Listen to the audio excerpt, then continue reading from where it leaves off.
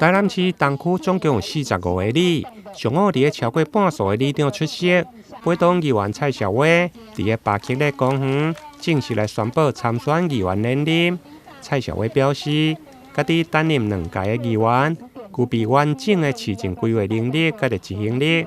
这届连任主张，就定名为东区 Plus， 提出东区4大区域的发展蓝图。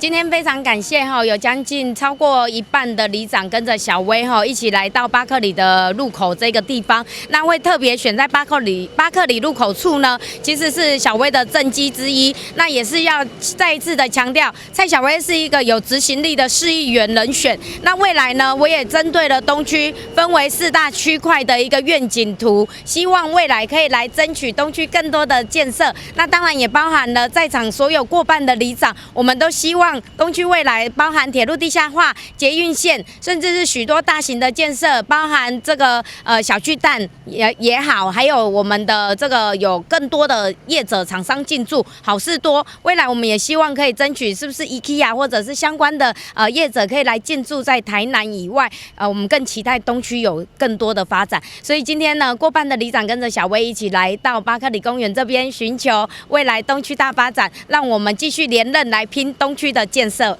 议员表示，会选伫巴克勒公园，嘛是伊重要的政绩之一。未来4大重点发展区域，包括南台南副都心、平实转运站、捷运、林森新市镇、甲热新台特区等。